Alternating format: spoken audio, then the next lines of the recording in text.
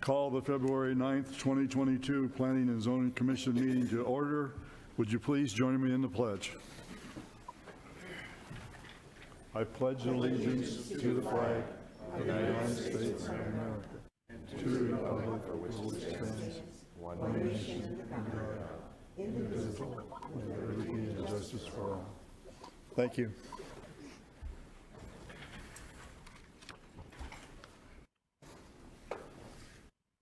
Roll call, please.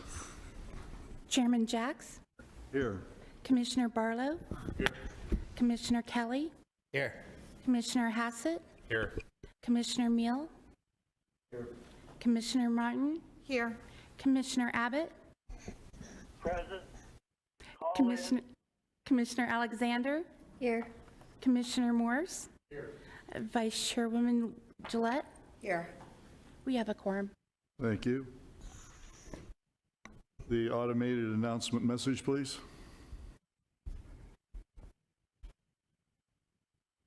Anyone who has not signed in, please accept the table located in the lobby. Should anyone wish to speak, please complete a request to speak form, which is also located on the lobby table, next to the sign-in sheet. A request to speak form must be completed for each item you would like to speak on. Please note, there are stairs on the right, left, and center aisles, and we ask that you use caution when using the stairs. There is also a ramp located to the audience's left. If anyone has written comments, exhibits, petitions, photos, or letters they intend to present at today's meeting, have 17 copies and give them to a staff member at the back of the auditorium. Staff member, please hold up your hand for the audience. If you do not have 17 copies, you may use the overhead camera to present your documents. Please place your documents on the podium and line it up with the arrows indicated.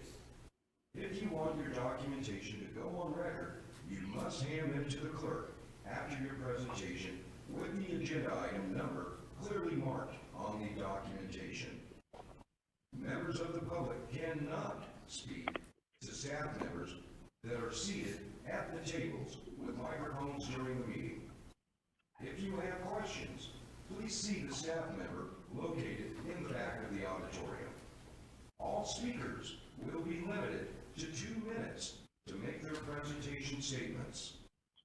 Everyone, please turn off all cell phones or place them on vibrate during the meeting. If you must take a call, please leave the meeting area and go outside to have your conversation. We also ask the audience to refrain from talking with one another during the presentations and discussions.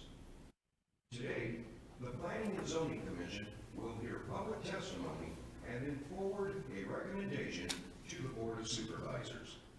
Everyone attending the meeting is asked to remember that the administrative building and campus are tobacco-free areas, which means no smoking is allowed from curb to curb. No food drinks are allowed in the auditorium except for bottled water. If there are any items remaining on the agenda, the commission will break for lunch for 1 hour per the chairman's discretion. The items with a recommendation made by the commission will be heard by the Board of Supervisors on Monday, March 7th, 2022 at 9:30 a.m. in the same location, with the exception of any continued items. Moving on to item 5, approval of the January 12th, 2022 minutes. I'll now call for a motion. I make a motion to approve the minutes. Got a motion by Commissioner Gillette. Do I have a second? I'll second the motion. Second by Commissioner Alexander. All those in favor, say aye. Aye. Aye. Opposed? Aye. Motion carries.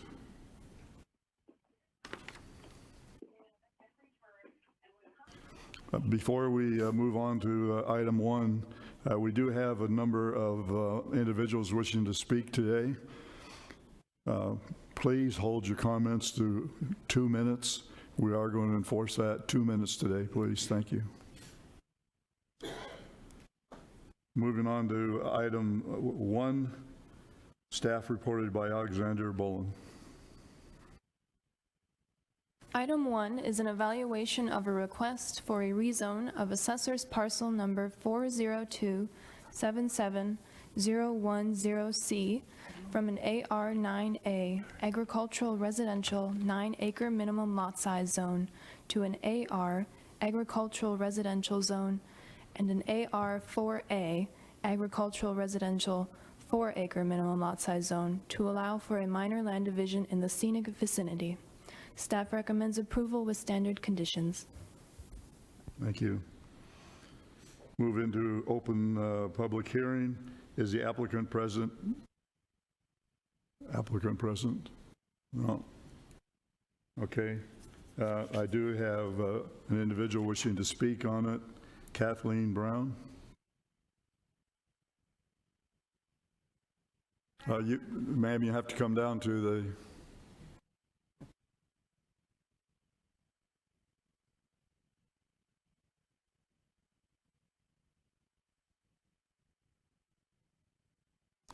And please give us your name and address.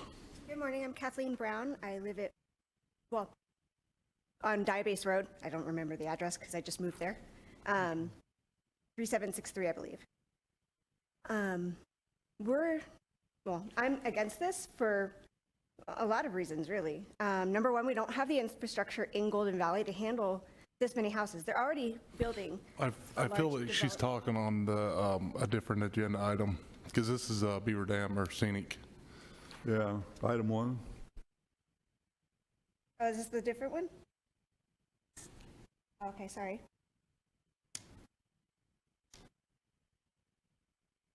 When I asked, they said it was 1, so. Okay. I'll sit down until 5. Okay. I think it's item number 6. We'll have her come back. Okay. Say that again. Item number 6. 6? Yeah. Okay.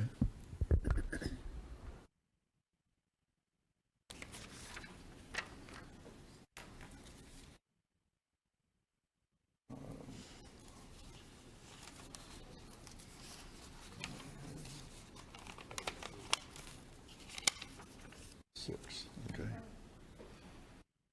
Do we have anyone else wishing to speak on item 1?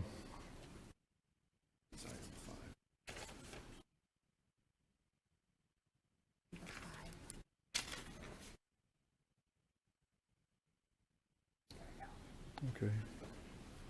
All right. Okay, hearing or seeing no one else wishing to speak on item 1, close the public hearing. Does any commissioners have any questions or comments at this time? Item 1? No. Okay, the chair will now call for a motion on item 1. I'll make a motion we approve item 1. Second. Got a motion by Commissioner Barlow and got a second by Commissioner Kelly. All those in favor say aye. Aye. Opposed? Okay, motion carries.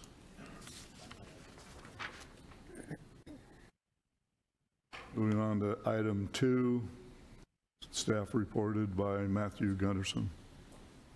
Item number 2 is an evaluation of a request for a special use permit for Assessors Parcel Number 402-32148 to allow for a billboard in a C2H Highway Commercial Zone in the Littlefield vicinity. Staff has received 15 letters of opposition to this item. Staff recommends approval with standard conditions. Open the public hearing. Is the applicant present? Do you wish to speak on the item? Okay. I don't see her. Is there anyone else wishing to speak on item 2? Got it. Hearing or seeing none, close the public hearing. Does any commissioner have questions or comments at this time? Item 2. I do. Yes. Commissioner Barlow.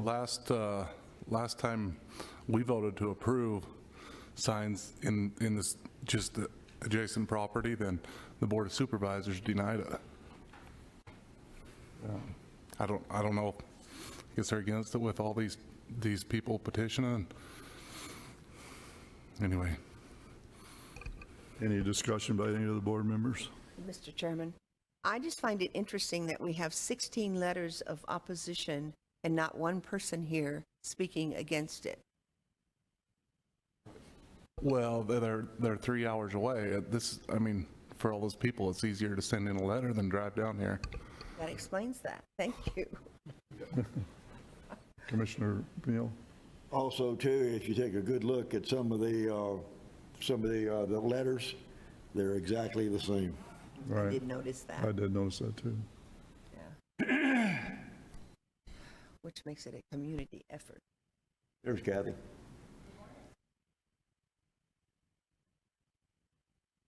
Kathy, do you wish to speak on the item?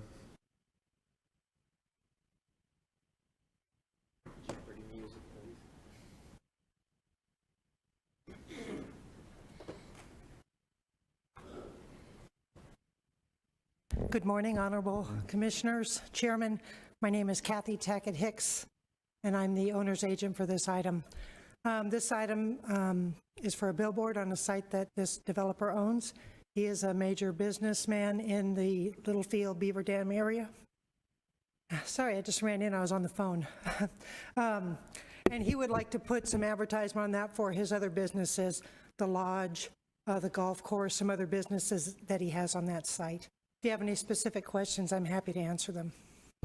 I want to, are you aware that the Board of Supervisors denied the last application adjacent to this property? Yeah, I am. So that application was across the street.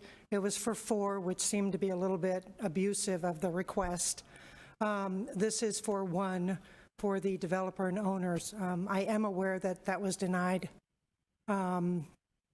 but it is across the street and it was a little bit different situation.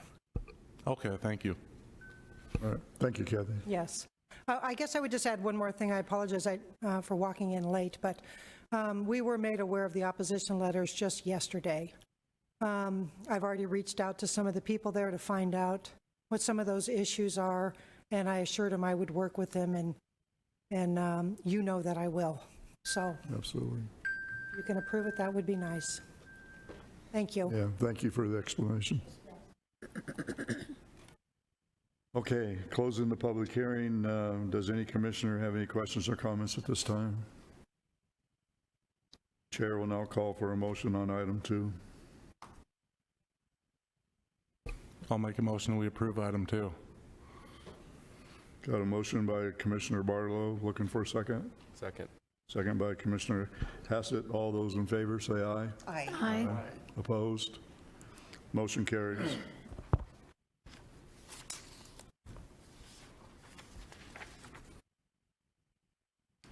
Moving on to item 3, staff reported by Matthew Gunderson. Item number 3 is an evaluation of a request for a special use permit for Assessors Parcel Number 402-42014 to allow for a billboard in a C2H highway commercial zone in the scenic vicinity. Staff recommends approval with standard conditions. Okay. Open up the public hearing. The applicant is present. Kathy, do you wish to speak on this item?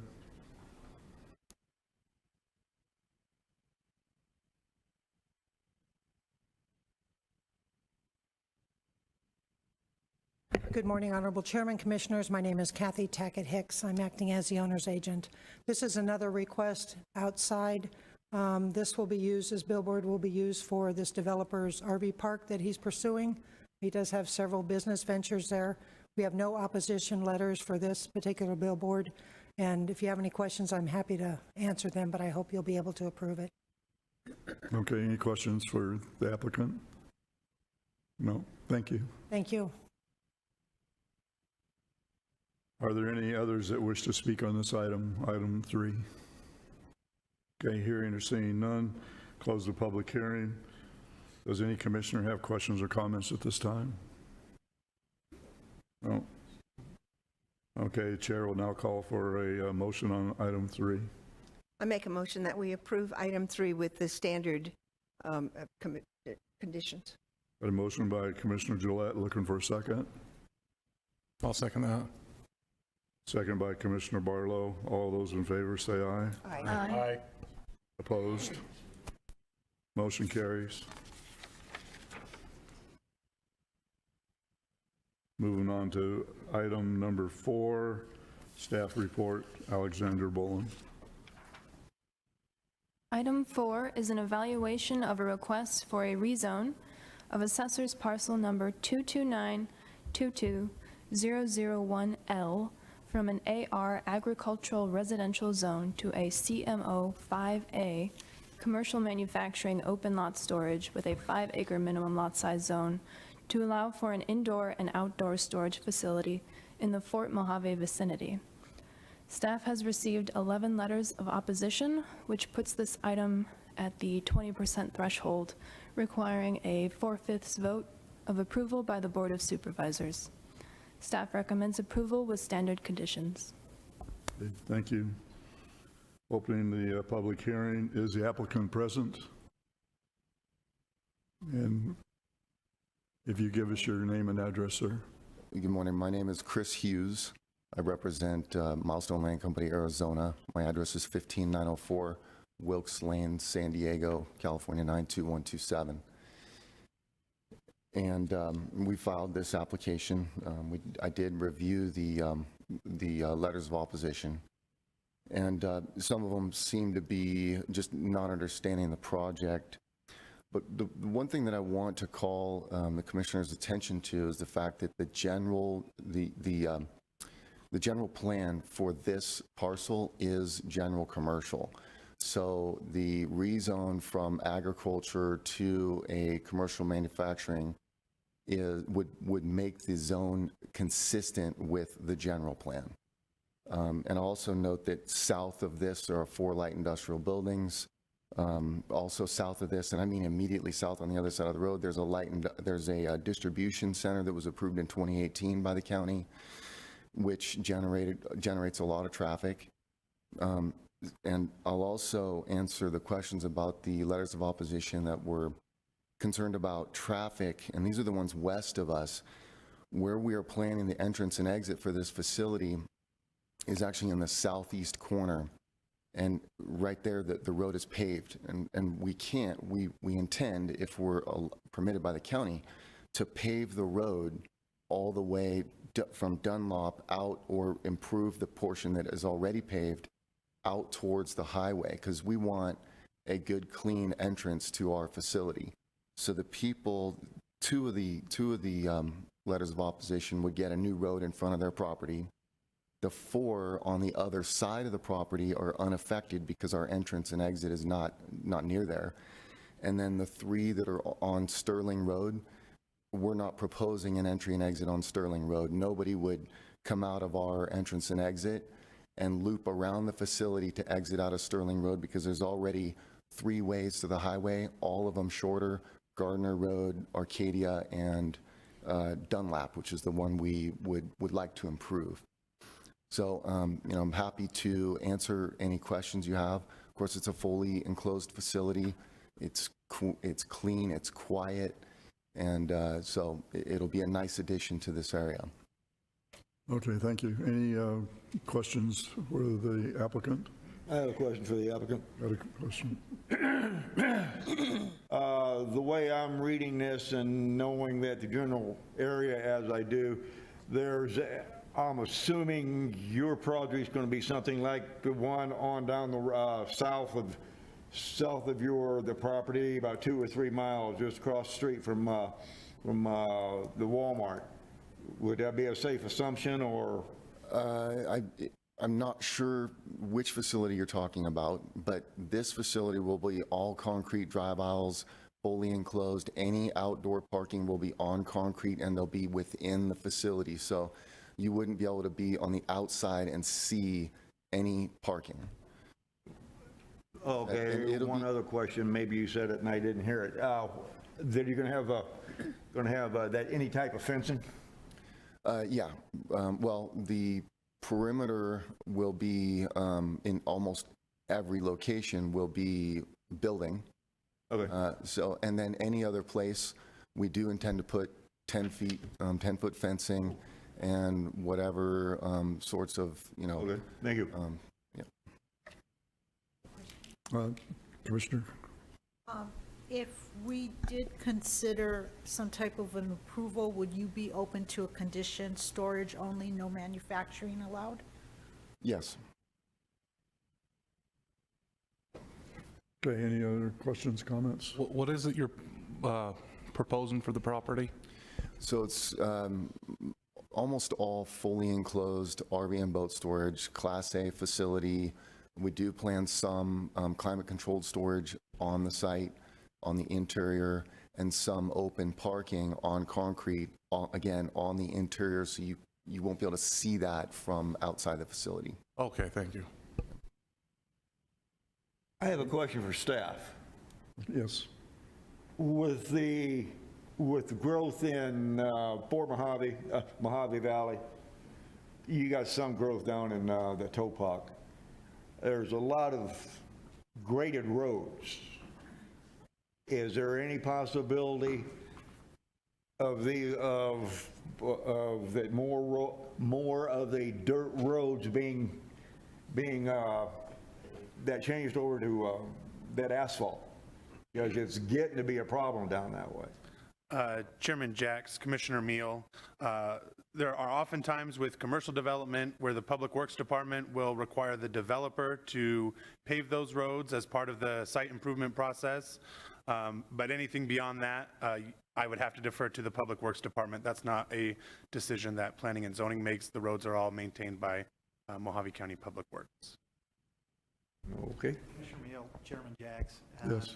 I just also wanted to point out, given that question, as pointed out, that's more of a public work item, but additionally, in order for any roadway in Mohave County to be paved, unless someone individually takes on, as this applicant has stated, that they intend to pave some of the roads if the county approves. So in order for the county to start maintaining those roads, it would have to be accepted into the county maintenance system, and that has to be done by the Board of Supervisors.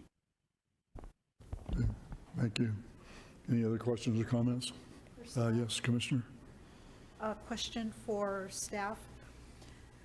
How would we stipulate a motion to restrict manufacturing and address the road situation? Do you have a suggestion?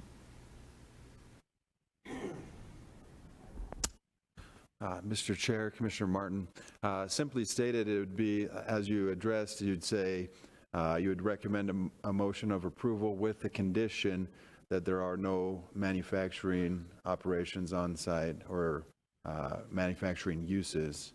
And then you want to address the roads as well? Yes. What kind of roads would you like to address in that? Just that he would pave the one that he said he would pave, or what were you looking for in that? All access to the site would be by paved roads. You said that. So that, yeah, you'd say, simply state it like. We can put that in there? Absolutely, yeah. Okay, any other questions or comments? All right, thank you. Thank you. We do have some people wishing to speak on this item. Start with Jess Gomez. Mr. Chairman, Yes. I'm going to have to excuse myself as I have a potential conflict in the area. Okay, thank you. Good morning, everyone. My name is Jess Gomez. I live on 1515 Dunlap Road, and that is right in front where there is no pavement. In fact, the pavement stops right in front of my driveway, and that is the only opposition that I have on this rezoning. There's about 300 feet that's not paved, and I actually have pictures here of trucks, heavy trucks that come through there right into the okay. I don't know if you can see them or not. that come into the, that area. And that area, when it rains, a couple of years ago, we even had a car that fell in a ditch. We had to actually go out there and pull him out. So I've called the road department a couple of times and reported this to the Mohave County Road. In fact, I got them on my fast thing. When it rains, that's the first thing that comes. That water just makes a big river out of that street. And the only opposition that I have is that would be that the road be paved. The gentleman, there was a company that has a auto place, and he actually built that part of the road when we let that commercial building go up there on that area right across the street from me. So he actually, put the pavement himself. So, but he didn't go all the way down. So that's all I'm requesting. As you can see, I don't know if you can see some of these pictures. There's a big bulldozer. This was just yesterday. And this is a big truck coming in. This is my address, so you'll know where I'm talking about. This is right in front of my driveway. And this is what is not paved, 300 feet. And like I said, once that rain comes in, that turns into a river. And Mohave Valley, we have quite a bit of rain, so when it does come. That's the only opposition that I have. As far as granting it, I think it'd be all right with me if they fix that road, and that's more money for the Mohave County as far as tax-wise, and, Okay. Thank you. Thank you. Thank you very much. Thank you. Next person is Mike Town.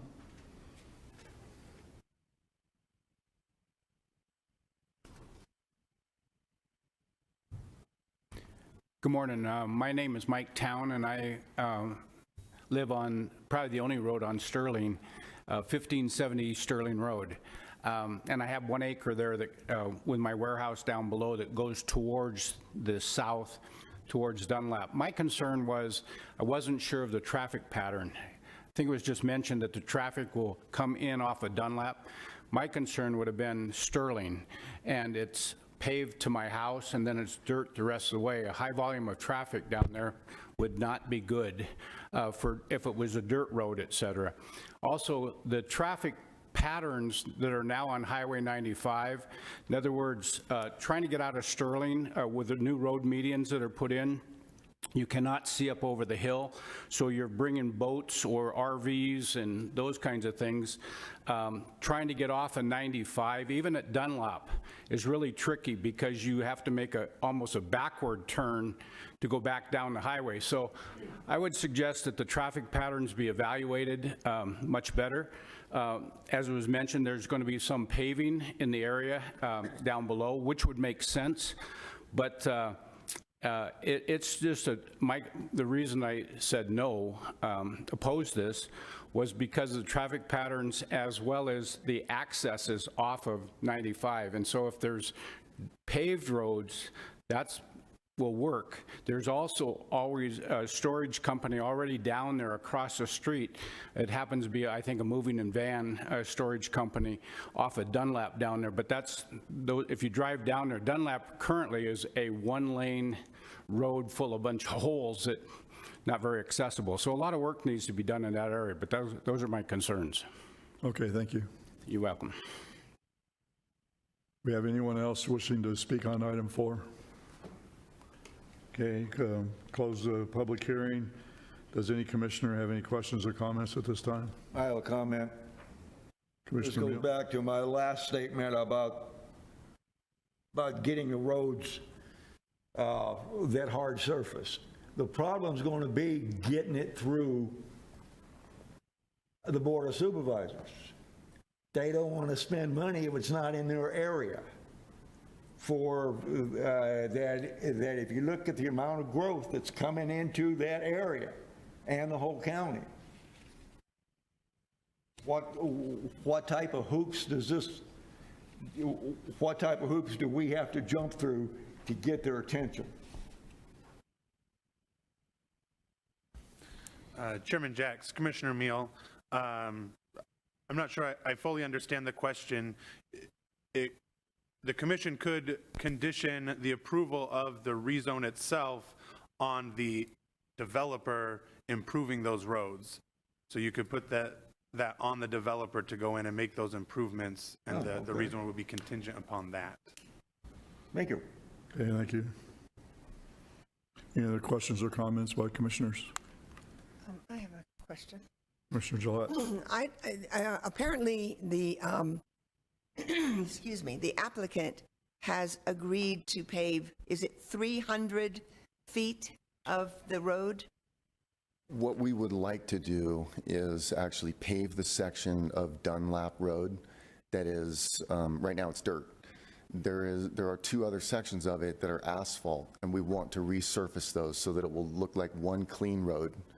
And that's the road that we intend to improve, and improve it all the way past our entrance and exit, so down Dunlap Road slightly. So that the other 2 roads at the entrance and exit of the proposed facility are already paved all the way out to the highway. So it's just Dunlap that really needs to be paved. So when you pave your portion, it will all be paved? Dunlap will be paved from our entrance and exit all the way to the highway, yes. Whoa. But one gentleman said that your paving was going to end right at his driveway.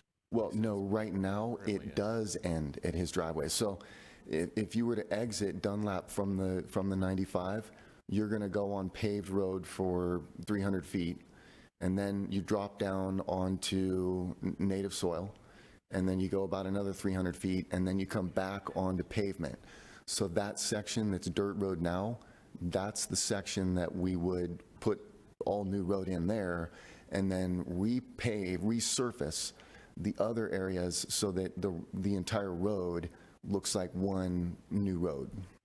My concern, let me tell you what my concern is. The one gentleman said that there was water that came down that road when it rained. And if it's paved up to a point and then it's dirt and the water is running, it's going to dig that all out.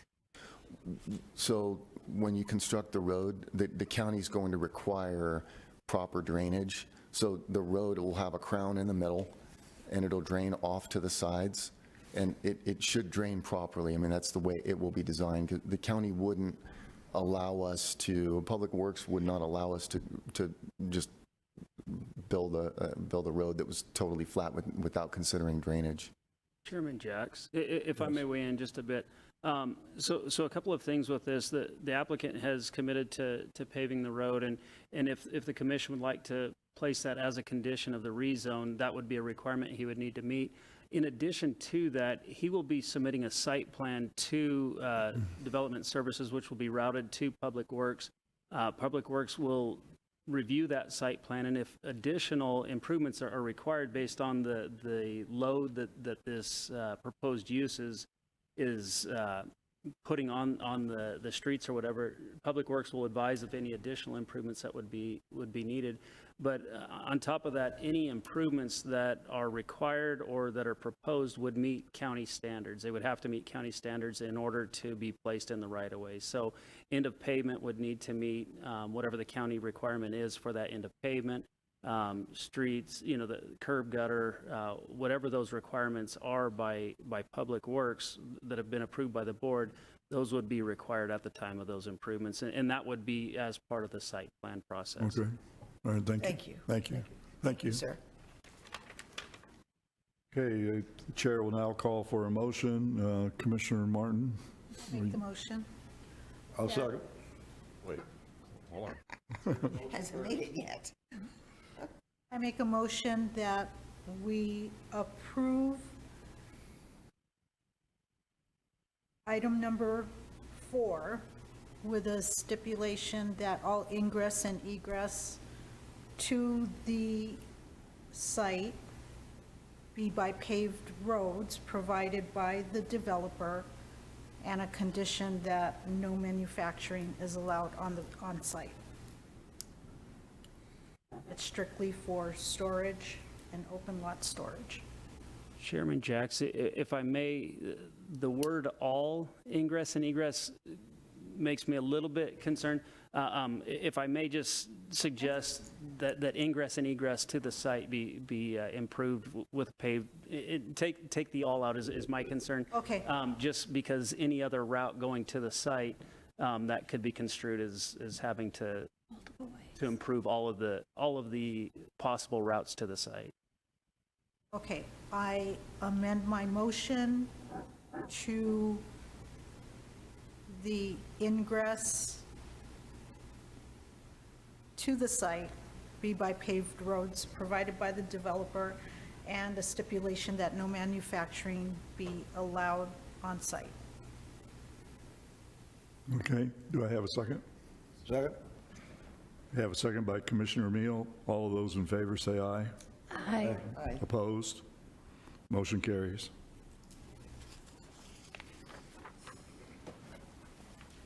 Moving on to item number 5, reported by Matthew Gunderson. Item number 5 is an evaluation of a request for a rezone of Assessors Parcel Number 306, 31009, and 010A from an AR-10A Agricultural Residential 10-acre minimum lot size zone to an R1 Single-Family Residential Zone to allow for a residential subdivision in the Golden Valley vicinity. Staff recommends approval. Because this is for a subdivision, you'll notice that 2 of the conditions, the condition number 2 is the rezone will become effective upon the recordation of the final plat, or for each phase of the final plat if the subdivision is phased. And condition 3, that the lot sizes will be based on the size of the lots recorded on the final plat with no further lot splits. Staff recommends approval. Okay. Opening the public hearing, is the applicant present?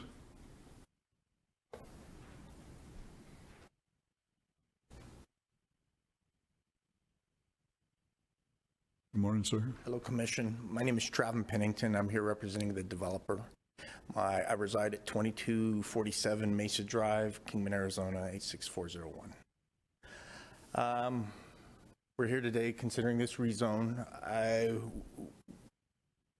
We, early on in deciding what to do with this property, it had access to both a water company and a sewer company, which can be rare in Golden Valley.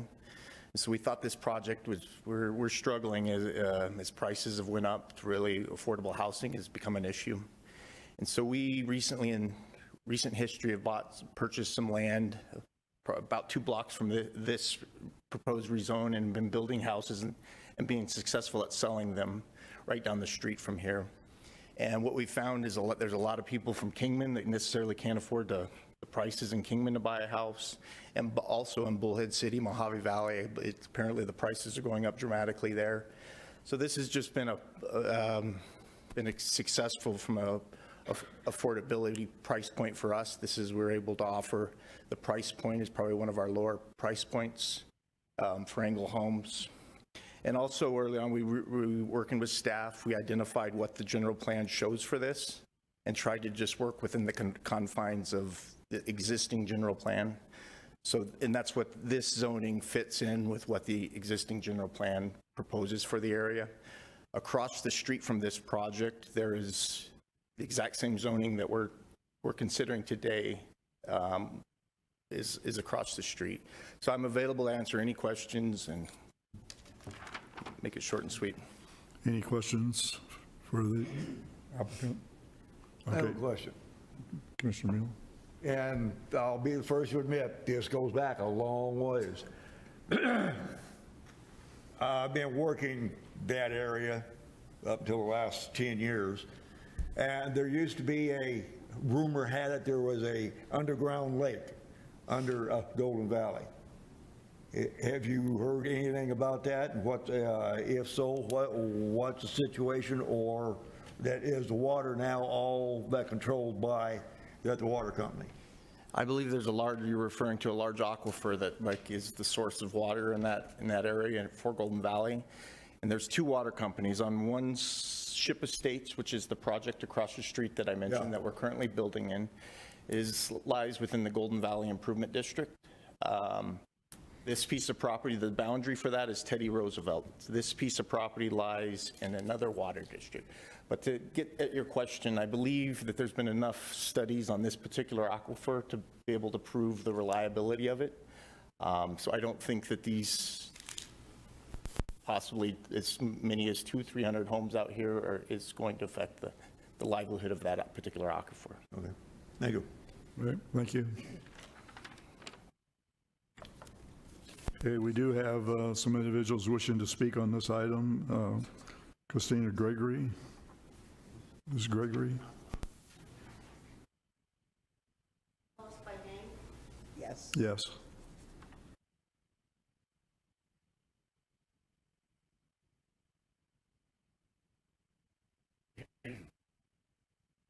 Hello, I hope everyone's well today.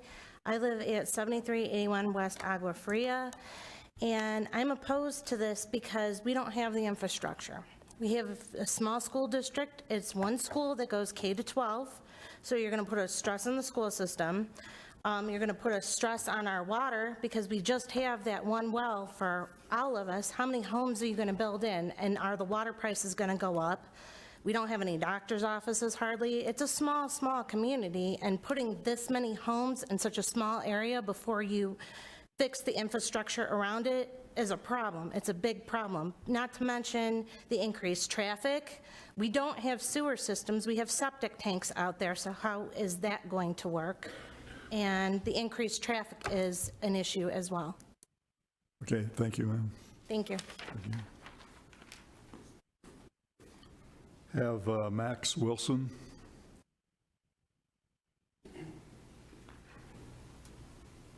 Max Wilson, I live at 3469 North Hope Road in Golden Valley.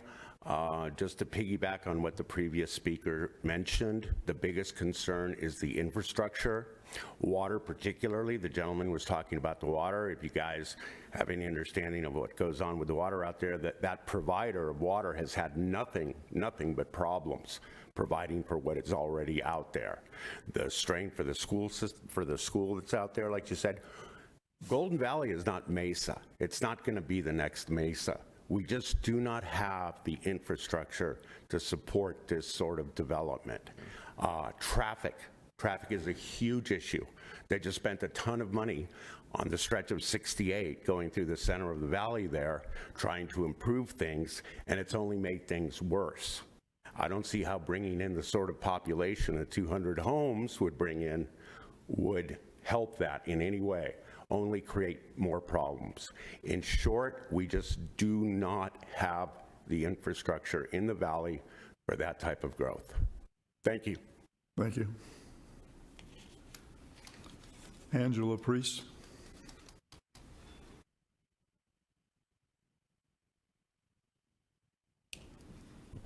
Good morning, Chairman and Commissioners. My name is Angela Priest. I too live in Golden Valley. We in Golden Valley like to have larger parcels of land because we have our animals. When the people come in with their tract homes, they want us to have 2 dogs and a fenced yard, and that's not the way that we live in Golden Valley. It is true with the improvement district of the water, they were out of water for 4 days. When you have animals, you can't have no water for that many days. We have septic tanks. We don't have sewers. You have to have so much land to be able to have your leach lines and such when you have your septic tanks. What about an environmental study? We have the mice, we have the rabbits, we have the burros, we have the longhorn sheep. If we keep encroaching onto those animals, where are they going to go? Guess what? This morning you guys had coyotes in the city of Kingman. Why? Because we're encroaching on their properties.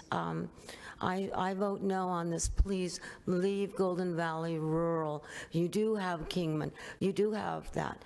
And, you know, if he wants to talk about the prices of homes, they're going up in Golden Valley too.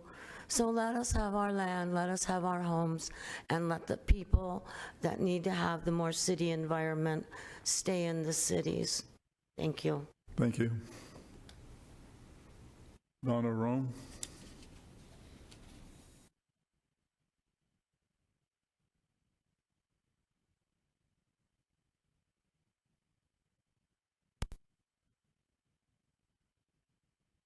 Good morning. I oppose as well with the other two or the other three. Ma'am, your address, please. Oh, I'm so sorry. 852 South Hoover Road. Thank you. It's, the infrastructure is not there. Like they said, the schoolings, we're going to have to do more schools. It's just functionally not going to work. The traffic, it's, you know, like they said, the leach lines for the septic tanks, the wells always having problems. This last time, we were out of water for 2 weeks. 2 weeks. And I have 4 children. And it's just, you know, it won't work. The prices are going up. We would have to build another well. And if there is a well, who's going to pay for that? We will. Okay, thank you. Thank you. John Gennaro. John Gennaro. No. Okay. Do you think this was higher? No. Six, okay. Anyone else wishing to speak on item number 5? There's a gentleman. Okay, come to the microphone, sir.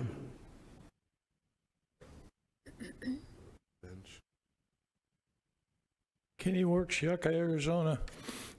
My concern is septic in Butler right now. The lots are so tiny in Butler that they're talking about forcing all them onto the sewer lines.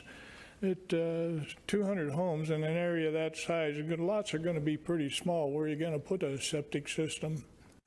How much nitrates are going to be allowed? There's a lot of research that hasn't been done in this area. Near as I can tell, I'd like to see more research done in the population density effects that would happen before we start allowing these kind of developments. Thank you. Thank you. Anyone else wishing to speak on item 5? Yes.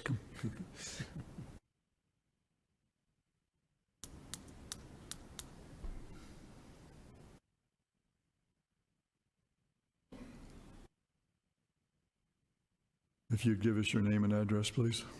Kathleen Brown, 3763 Dye-Base Road. I'm also opposed to this. Again, like they've all said, the infrastructure just isn't there. The wells had nothing but problems. Traffic is already bad. We have, unfortunately, we do have a lot of fatality accidents because of the cattle in the area. That's going to increase. With that many people coming in, they're not going to be happy with the animals that are in the area. We have a lot of cattle, we have burros, we have mules, we have goats, chickens, and when people come in, they don't want these things, and then they're going to start complaining, and you know, it's going to become an issue. It always does. The other problem is the schools. We don't have the schools for this. The other thing is, right now, there's a lot of talk about incorporation. The people in Golden Valley do not want to incorporate. We don't want it. Incorporation means more taxes, but then also more services, too. They're coming in, they're from out of state. This is not just going to be people from Kingman. It's not going to be people from Bullhead City. These are going to be people from California and Oregon as well. And with that, they're going to bring in the way they want their comforts, their social comforts, and we don't have that here. That means incorporation, more taxes, more pricing the locals out of their area. We've had a huge homeless spike because people from California and Oregon are buying their houses. They're renovating them and then tripling the rent. So we've had a spike in you talk to any of the people in the shelters in Kingman and Bullhead City, and they're going to tell you, we have a huge homeless problem because of this. But the people in Golden Valley do not want incorporation. We don't want the higher taxes. The light pollution has actually increased as well at night. When I first got here, you could sit outside and watch the... Thank you. Appreciate it. Anyone else wishing to speak on item 5? Okay, closing the public hearing. Does any commissioner have questions or comments at this time? Commissioner? Yes, I think that it would be appropriate if staff could address some of the infrastructure issues that they're speaking of. Mostly they're talking about the water, and I know that falls under the jurisdiction of Public Works, so I don't know if we can get any definitive answers on the water supply. The other is the school, and I don't know if we have someone who could address that issue, but the other infrastructure being the roads, maybe they could understand what is required when we do a subdivision. Chairman Jacks, Commissioner Alexander, you might be better served by inviting the applicant back up to speak about the improvements that they are proposing. They would need to meet all of the conditions or all of the requirements of the Mohave County Land Division regulations. They would need to have paved roads to the site and throughout the subdivision. With the lot sizes that they're proposing, they would be required to provide sewer, water, and electric services to all of those homes, and they would need to work with those providers to ensure that they have the adequate supply of those things to provide those services to the new residents. They need letters from those utility companies stating that, yes, we have the ability and the infrastructure to be able to handle this increase in lots. But beyond that, I mean, I can tell you that they need to meet those requirements. As far as the specifics of what they're going to be proposing, I would have to defer to the applicant at this time since they haven't submitted their subdivision application yet. Okay, could we do that? And could he also address the water issue?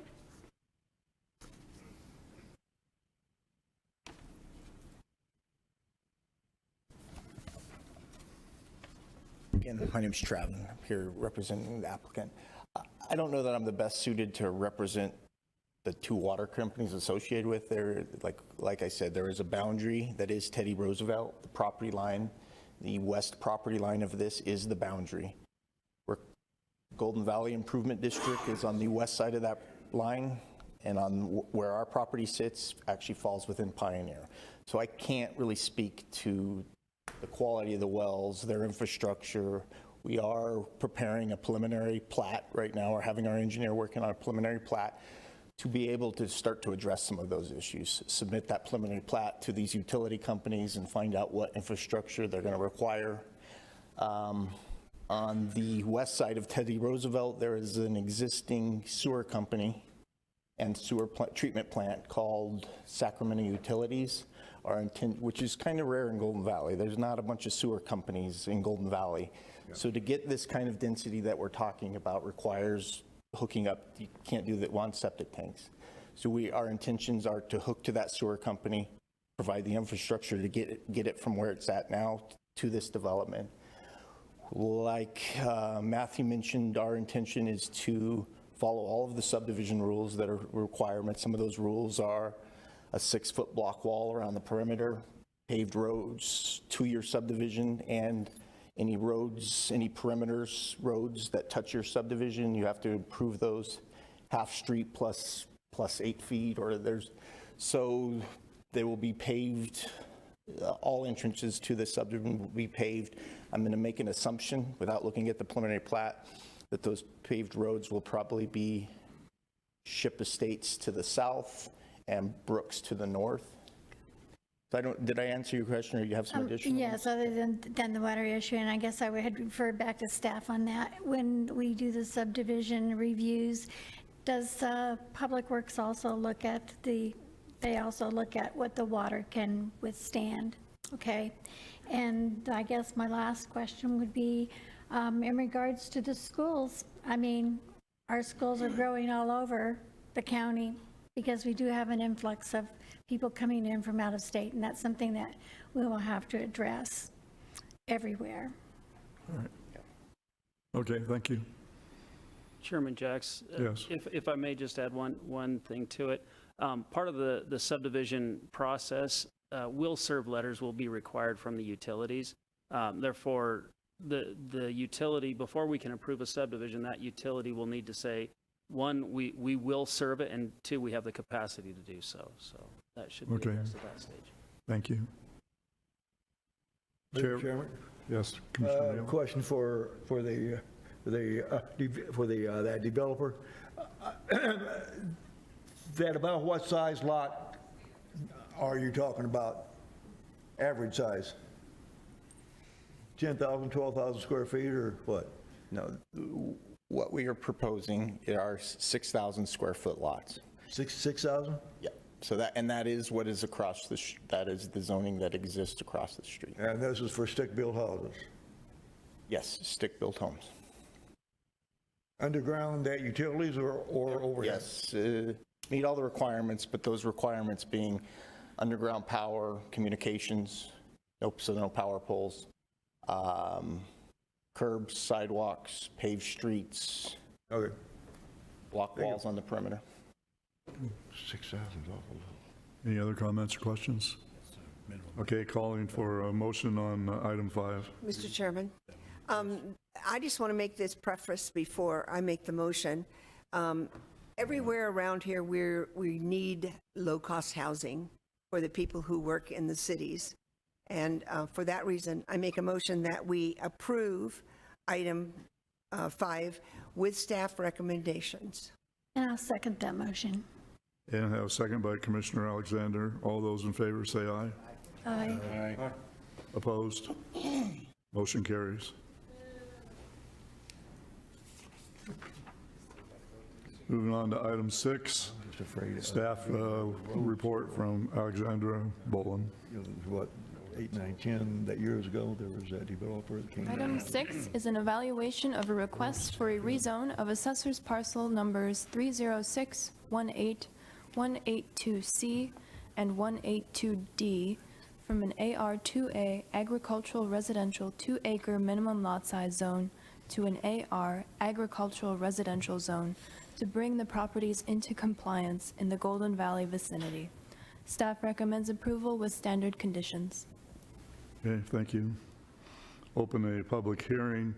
Is the applicant present? Okay, don't see anyone. I do have several people wishing to speak on item 6. Kathleen Brown, did you want to speak on item 6?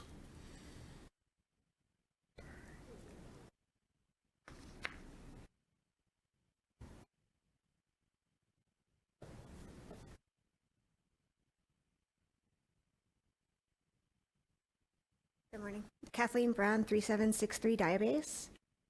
Again, opposed to this because it brings more density into the area. I mean, it's just going to bring more and more people in. It's zoned for agriculture because that's how we like to live. I mean, now you're talking about a subdivision with 6-foot walls around it. What's next for this lot? You know, it's just, we don't have the means to support this amount of people. We just don't have it. Okay, thank you. I have a comment for Yes. the speaker. The developer does have to provide all the subdivision requirements. That would be a study with the Arizona Department of Real Estate, and they would have to prove that they can support all the infrastructure requirements. So the applicant does have to meet all of those requirements before they can even do anything. Okay. Thank you. Thank you. Angela Priest.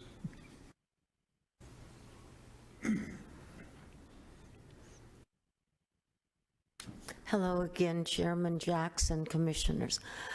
Again, my name is Angela Priest. I live at 3469 Hope Road, Golden Valley.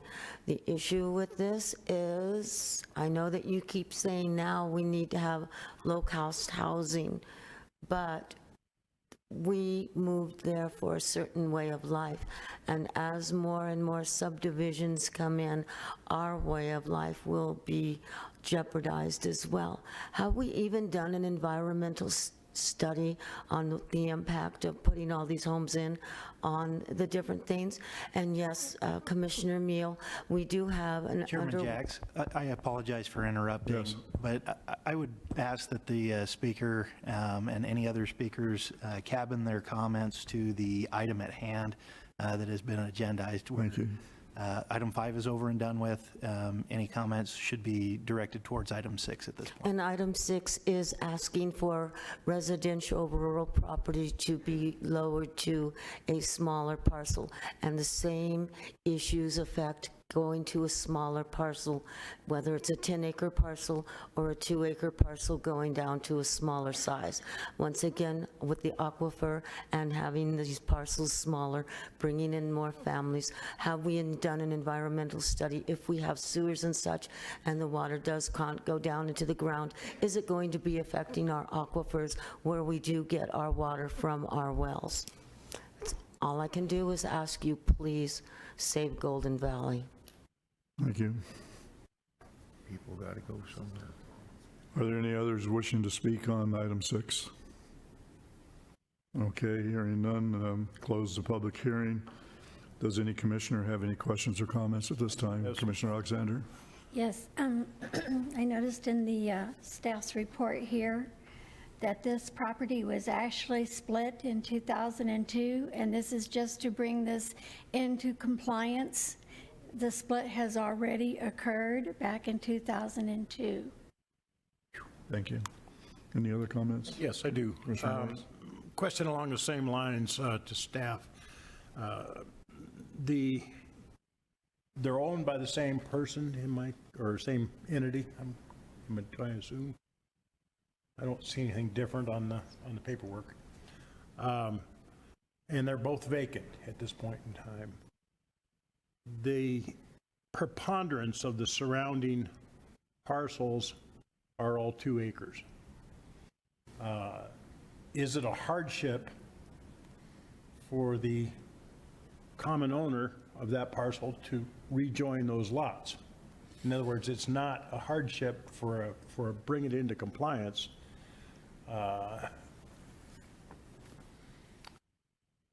Mr. Chair, Commissioner Morris, you're correct. They could recombine the parcels to bring it back into compliance. Essentially, they're by doing it this way, they're asking for a rezone to allow for the parcel split. There are several parcels that have received the same rezone within the vicinity. Just to the north, probably just a parcel, 2 parcels up, there was the same rezone done. And also to the east, southeast, there was another split done for the same zoning, AR. So they're requesting to do the same. Essentially, they did it backwards, where they split the property. Now they can't get any permits because it's not in compliance. By going through the rezone process now, it would bring them into compliance. If the commission and the board decides not to approve it, probably their only remedy would be to recombine the lots to get into compliance. Thank you. Okay, thank you. Any other questions or comments? I have one, Mr. Chairman. Do we know how many lots this is?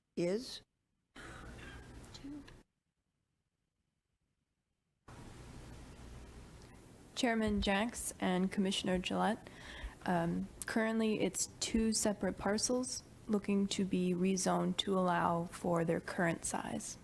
Thank you. Okay, the chair will now call for a motion on item 6. I'll make a motion that we approve item 6 with standard compliance. Got a motion by Commissioner Gillette. Looking for a second. I second the motion. Got a second by Commissioner Alexander. All those in favor say aye. Aye. Opposed? Nay. Motion does carry. Moving on to item 7, staff reported by Matthew Gunderson.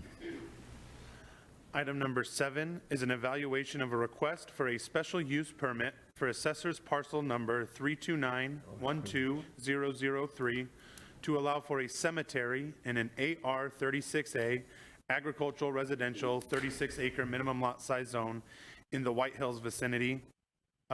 Staff recommends approval with the standard conditions for a special use permit.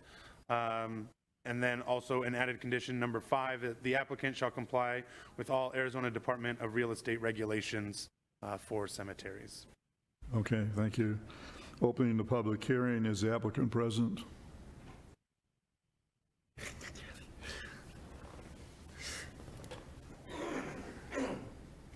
Good morning, Honorable Chairman, Commissioners. My name is Kathy Tackett Hicks. I'm acting as the owner's agent. I've done lots of projects here the last 25 years. This is the first cemetery. This is unique. The gentleman who is doing it, the owner, Man J. Kim is his name, has a special place in his heart for Korean War veterans. He actually grew up in Korea during that conflict. He's been a huge supporter out of San Francisco for Korean monuments and other types of things. And what he would like to do here is have a place for Korean War veterans' families.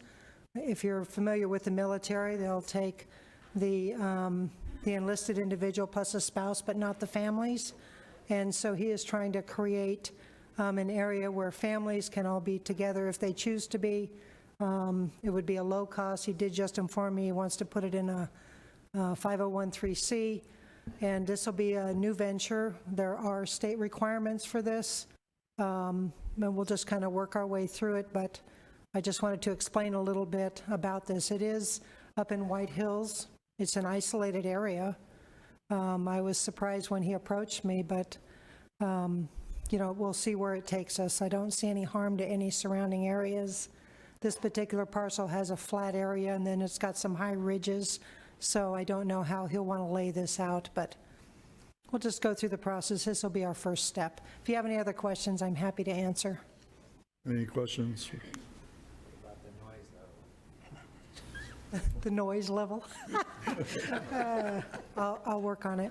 Thank you. I have a question for staff. Yes. In view of the use intended for this special use permit, if ownership were to change, even though it's a corporation, if ownership was to change, does that special use permit follow the corporation or does it follow the land? Chairman Jacks, Commissioner Alexander, special use permits are for the property. So if it were to be sold, the special use permit would still be in effect. Okay, thank you very much. Okay. Any other comments or questions? Are there any others wishing to speak on item 7? Hearing or seeing none, close the public hearing. Does any commissioner have questions or comments at this time? Chair will now call for a motion on item 7. I'll make a motion to approve per staff recommendation. Second. Motion by Commissioner Martin, second by Commissioner Gillette. All those in favor, say aye. Aye. Opposed? Motion carries.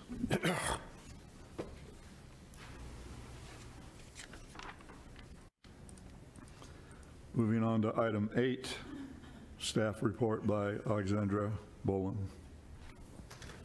Item 8 is an evaluation of a request for an extension of time for a special use permit of Assessors Parcel number 317491102 for a billboard to allow additional time for completion of the conditions of BOS Resolution number 2020-177 in the White Hills vicinity. Staff recommends approval with the 2 conditions of compliance with BOS Resolution 2020-177 and that this extension of time will be in effect until December 7th of 2022. Okay, opening the public hearing. The applicant is present. Do you wish to speak on the item? Okay. Are there any others wishing to speak on item 8? All right, hearing or seeing none, we'll close the public hearing. Does any commissioner have questions or comments at this time? I have a question. Commissioner Mill? What seems to be the holdup?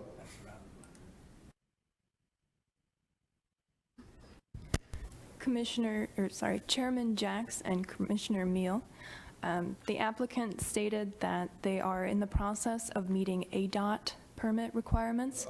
So their requirements are that a business must be in operation on the property, and they are looking to finish construction. That it? Okay. Thank you, Gabby. All right, thank you. All right, any other questions or comments? by the commissioners? No. Chair will now call for a motion on item 8. I'll make a motion to approve item 8, subject to the staff recommendations. Motion by Commissioner Alexander and I'll second that. seconded by Commissioner Barlow. All those in favor say aye. Aye. Opposed? Motion carries. Mr. Chair, Yes. if I may, before we get into item 9, I just wanted to introduce Rosa Garcia. She is our one of our new planners. She's actually been with us for a little over a year now as a planning tech, but has recently been promoted to a planner, and she'll be introduced in the next items. Oh, great. Welcome to the team. Congratulations. Congratulations, yes. Now get to work. All right, so moving on to item 9, staff report by Rosa Garcia. Item number 9 is an evaluation of a request for a rezone of Assessors Parcel number 31614-016B from an AR2A agricultural residential 2-acre minimum lot size zone to an AR agricultural residential zone to allow for a minor land division in the Dolan Springs vicinity. Staff has received 2 letters of opposition, placing this at the 20% threshold, requiring a 4/5 vote from the Board of Supervisors. Staff recommends approval with standard conditions. All right, thank you. Opening the public hearing. Is the applicant present? Okay, don't see an applicant. We do have Joseph Oswald wishing to speak on this item. Joseph?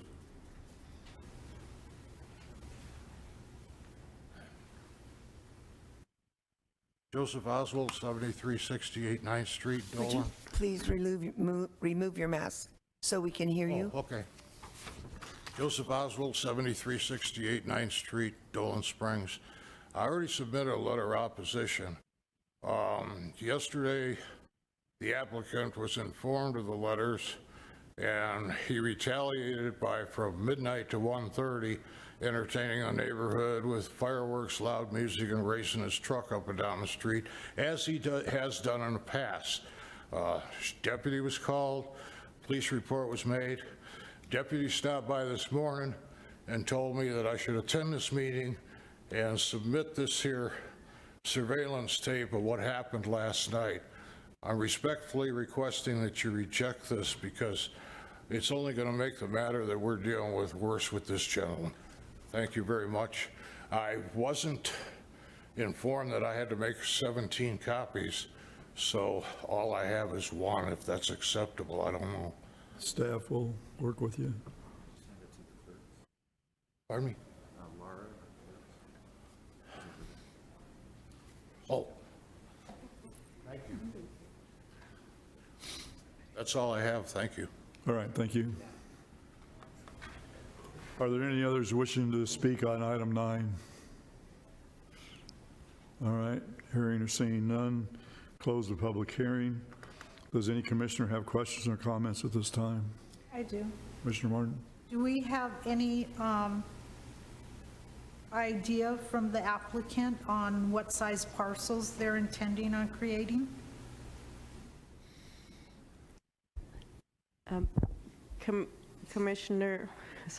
Chairman Jacks, Commissioner Martin, they will be creating 2 parcels that are going to be at least 1 acre in size. Okay, Commissioner Alexander? And I guess I just went to address the ingress egress. I noticed on the picture that there is what looks like an easement going to that back property. Would that also be a part of the rezone? Chairman Jacks, Commissioner Alexander, the legal access will be checked through the parcel plat process, which is a requirement in the standard conditions for this zoning to go into effect if it were to be approved. Per the map that the applicant has provided, that could either be 2 minutes is up. that could either be easement, or they could indeed have a flag lot where that would be the shape of the lot itself. Okay, thank you. Mr. Chairman? Yes. I do believe that it's my understanding that the staff is checking ingress and egress now as part of your procedure. Is that correct? Mr. Chair, Commissioner Gillette, yes, we do check each application that comes in. We note whether or not it has legal access in the staff rec.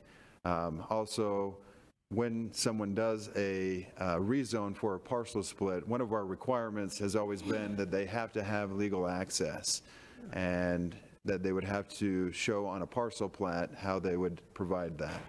So once this is rezoned and they go in for a parcel plat, that goes through our review process as well, and we make sure that each parcel will have legal access.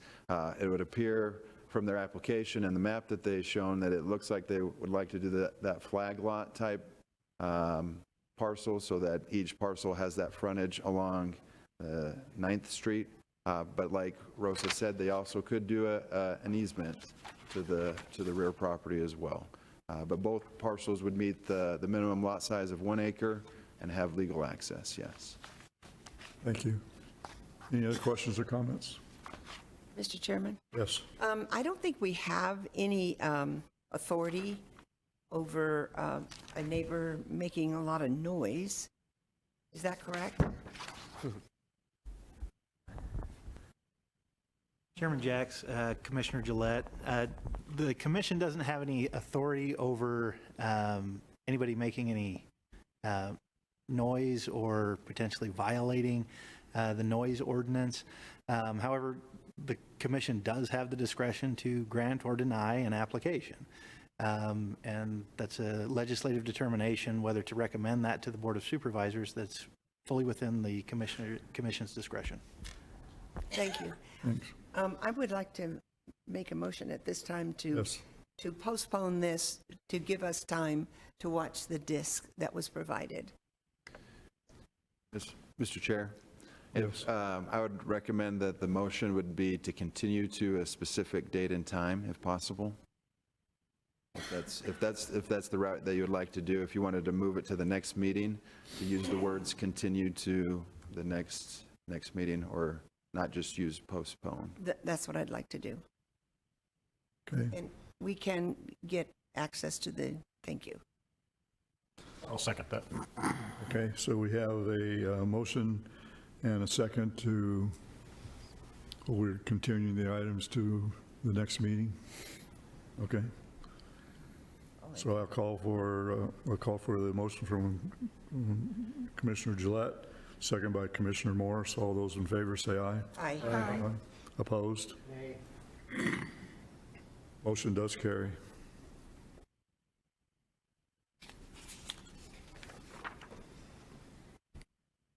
Moving on to item 10, staff report from Rosa Garcia. Item number 10 is an evaluation of a request for a rezone of Assessors Parcel number 343280003 from an AR 10A agricultural residential 10-acre minimum lot size zone to an AR 7A agricultural residential 7-acre minimum lot size zone to allow for a minor land division in the Meadview vicinity. Staff has received one letter of opposition and recommends approval with standard conditions. Okay, thank you.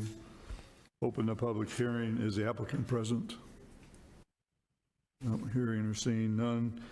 Are there any others wishing to speak on item 10? Item 10. Okay, close the public hearing. Does any commissioner have any questions or comments at this time? Item 10. No? Chair will now call for a motion on item 10. I make a motion that we approve with standard conditions. A motion by Commissioner Gillette, looking for a second. Second. Second by Commissioner Hassett. All those in favor say aye. Aye. Opposed? Motion carries. That moves us to item number 11, staff report by Melanie Stradling. Mr. Chair, I'd also like to introduce Melanie Stradling. She's our addressing coordinator. I believe this is the first time that she'll be presenting to the commission, but she's actually been with us for quite some time as well. But with this item dealing with addressing and roads, then she'll be presenting it for us. Okay, thanks. Melanie?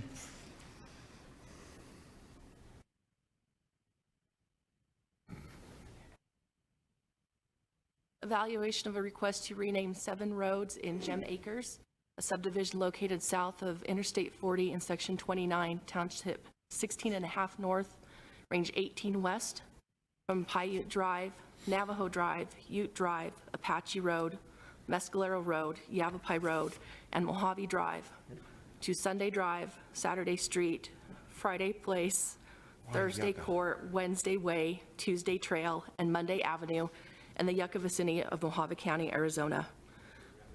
This evaluation is to determine whether approval should be granted to rename 7 roads in Gem Acres subdivision as detailed in the staff recommendations and shown in Exhibit A and as requested by the Mohave County addressing official. The proposed road names have been reviewed and approved by the addressing official or their assignee for conformity to the requirements of the Mohave County Zoning Ordinance 2015-07, Chapter 43 of the Mohave County Zoning Ordinance, and the 911 Emergency Response System. Gem Acres plat was recorded prior to the creation of Mohave County Planning and Zoning Department and did not go through a formal subdivision review. Subsequent development and road name actions approved by the Board of Supervisors has created a situation where 7 of the road names on the Gem Acres plat are duplicates to existing alignments. Development Services staff were petitioned for road name suggestions. Emailed responses were reviewed for road naming compliance as outlined in Section 43 of the Mohave County Zoning Ordinance. Suggestion lists that met the criteria were then numbered and a selection was randomly drawn to select the proposed road names. The renaming of the roads is to correct and amend the official county maps and the 911 Emergency Response Service System and provide the county cartographic documentation to any assessor map, including township and detail maps. These changes will help keep the 911 Emergency Service Response Addressing Program up to date and ensure accurate addressing data for emergency service providers to use and to locate emergency calls. Notice of changes and corrections to road names has been sent to property owners and will be sent to other agencies as required, including but not limited to the 911 ERS or Emergency Response System, Sheriff's Office, and U.S. Postal Service. 3 objections have been received to the proposed naming of the by property owners. Okay, thank you. Opening the public hearing. I do have several individuals wishing to speak on item 11. Carol Wilk. Not afraid to get lost.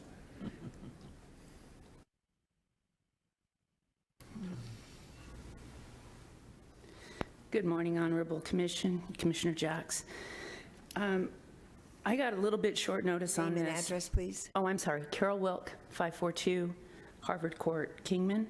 I own property in the adjoining, or the development right next to this one.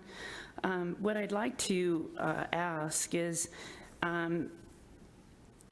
for the commission or staff to seek a different resolution than the renaming of these streets. These streets were and are part of Mohave County's rich history.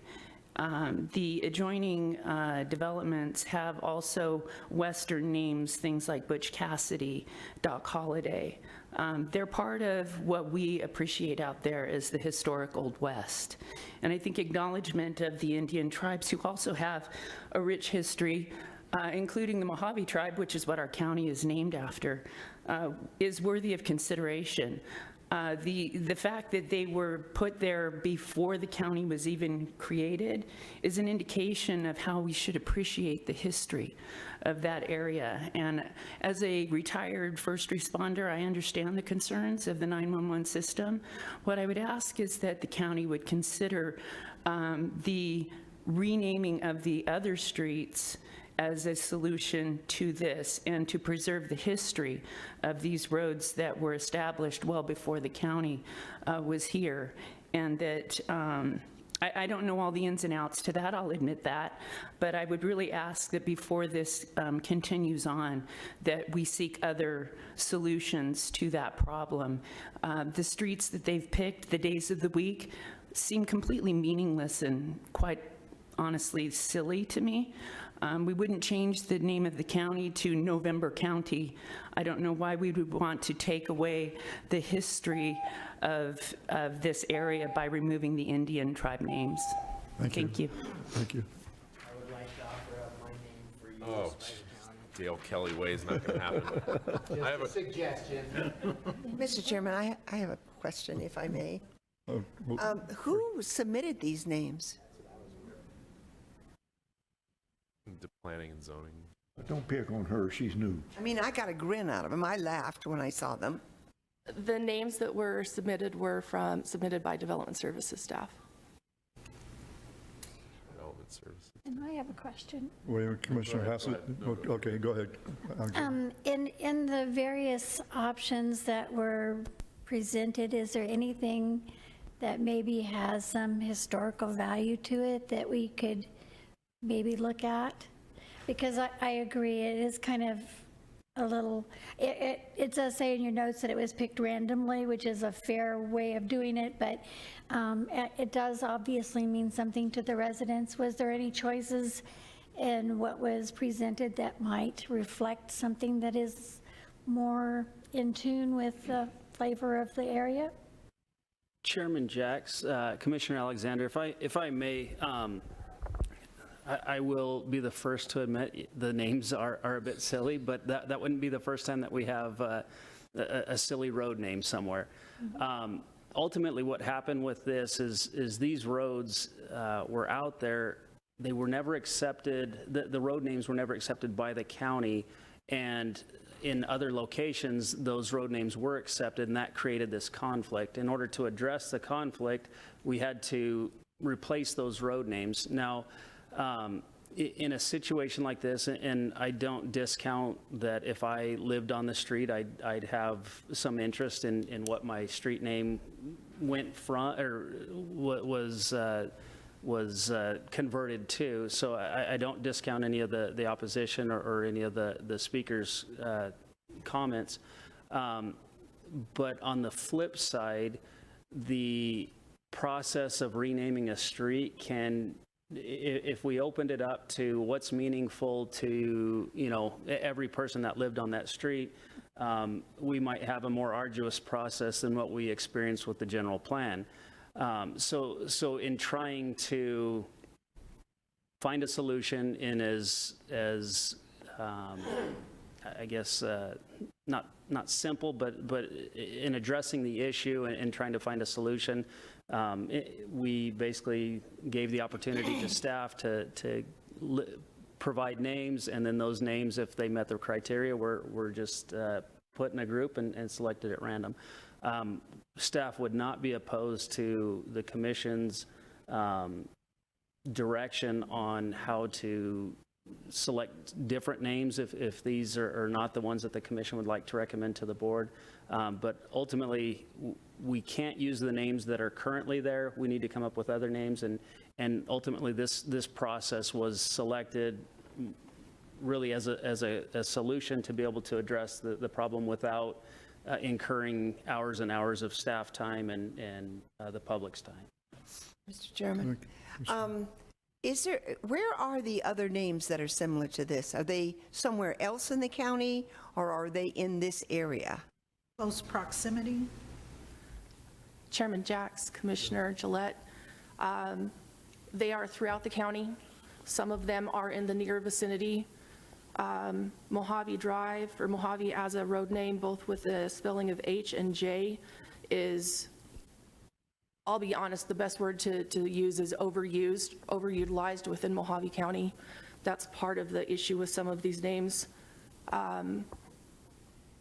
It's really a situation of coming down to either overutilization or conflict with alignment names in the existing near vicinity.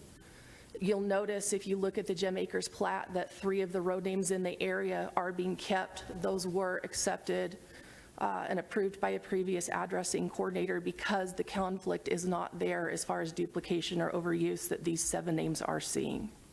Is there a possibility of putting north, number 3, something like that on the name so the name could be kept? Directional does not change the street name designation as far as being a duplication. There are a number of suffixes that can be used, but again, you are still looking at a conflict because of the overuse of some of them within Mohave County as a whole. So when you say overuse, all of the ones you have changed are overused? It's either or both. For example, Mohave Drive, I made a list off of the spreadsheet that we keep for approved or pending for use road names that was made by a previous coordinator. Mohave Drive, using both spellings, is present in Meadview, City of Kingman, City of Bullhead, City of Havasu, Dolan Springs, Mohave Valley, Topak, Golden Valley, north of Kingman and the Mountain Vista Ranches, north of Bullhead in the Mohave Lakeview Ranches, in the Arizona Strip, Colorado City, and Peach Springs. Well, the ones that are in the cities, shouldn't they be discounted when you're talking about this? As a courtesy, considering we are dealing with emergency response, we do try to take that in consideration. But as I mentioned, a lot of these in particular are either in the near vicinity or overutilized, period. We're trying to avoid that, to avoid emergency response issues. Well, I certainly understand the lady's complaint, and I understand how she would like to keep those names, and I think that we should do whatever it is that we can do to make it so she can. If those names were there before the county, Leave them. it seems to me that the county, once it became a county, should have taken that into consideration. Well, granted, this particular plat for Gem Acres was recorded in January of 1962. 2 of the names in particular I did find dates for were recorded on plats prior to Gem Acres and are thus such utilized in the near vicinity but in other alignments. Well, regardless of what we decide to do today, I think that the names that you have proposed are silly. Like I said, I got a laugh out of them. So I think that different names should be chosen. How about we use this way, that way, wrong way, and the one named after my ex-wife, one way.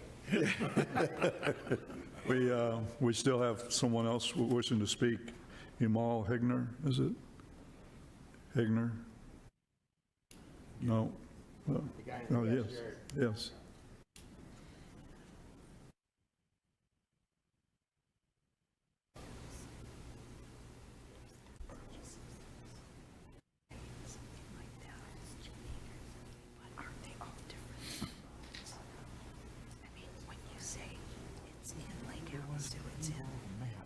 If you'd give us your name and address, please.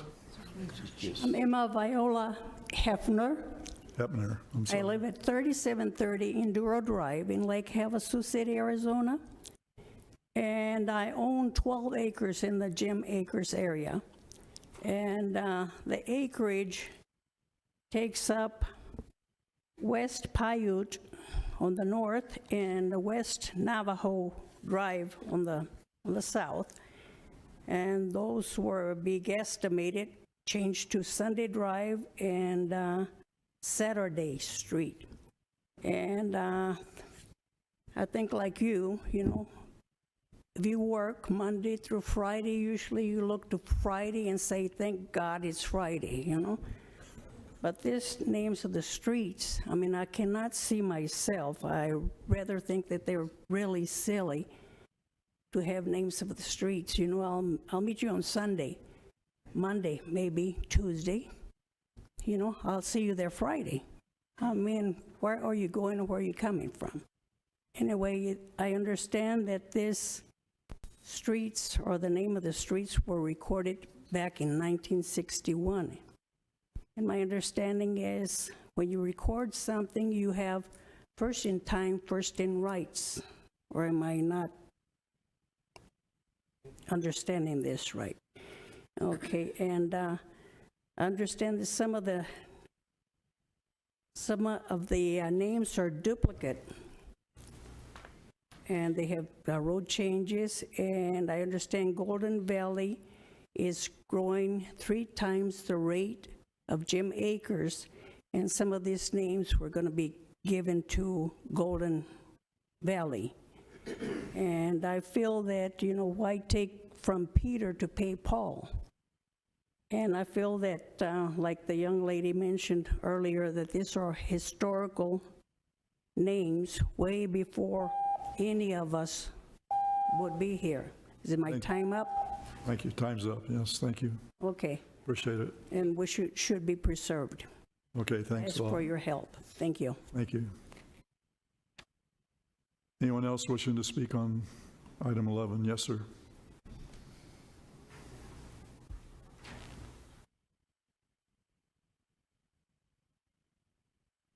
Kenny Works, Yucca, Arizona. About 6 or 8 years ago, somebody wanted to rename a road up in the strip area, Lavoie-Finnegan Road, and I was surprised at the pushback there was about changing that name. I think that sometimes that the names need to be changed, but I think there has to be a really good reason why you shouldn't change the names. The notion that we going to make maps over and over and over again seems kind of odd. We should allow it to happen all the time. It would greatly make it more expensive to do so. But I was surprised at the pushback against having Lavoie-Finnegan Road named. So I just wanted to throw that in there, that there is a history about all of this, and I hope we can get it resolved. Thank you. Okay, thank you. Chairman Jacks. Yes. I'm sorry, I don't know if you have more people to speak. I don't want to cut you off on that. If I may make a suggestion, we'd be happy to, if it be the commission's desire, we'd be happy to have this continued until the April meeting, and then allow any of the property owners or residents to submit any names that they would like to see in this area. If we can have those by the end of this month, we can review those. At that point, I would just suggest that we have a random selection of whatever is submitted, and then bring that to you in April. We cannot keep the names as they currently are, as was explained, just due to the requirements that we're under with the 911 response and that. But we'd be happy to work with the residents. Like I said, if we can accept all of the submitted suggested names by the end of this month, we can review those for if they meet our requirements, and then out of that pool, randomly select them and bring them to the commission for consideration. I still have a question. Okay, for the April meeting, that would be? That's correct. Continue to the April meeting, and we have some comment by... Okay, I'm still a little confused, because shouldn't all these areas have different zip codes? How many people in this room? Zip codes, as far as use for mailing purposes, is determined by the post office along with the vicinity city. Between Mohave. Well, When you talk about mailing purposes and zip codes, it is different in some cases for emergency response when you consider their ESN numbers for emergency response and the vicinity city in that regard. okay, I'm just going to say, I went on vacation once. I went up the coast and came to the determination, every city we went through, I saw a Solano Street. So what's to say any of the names are going to be unique in the whole county or state?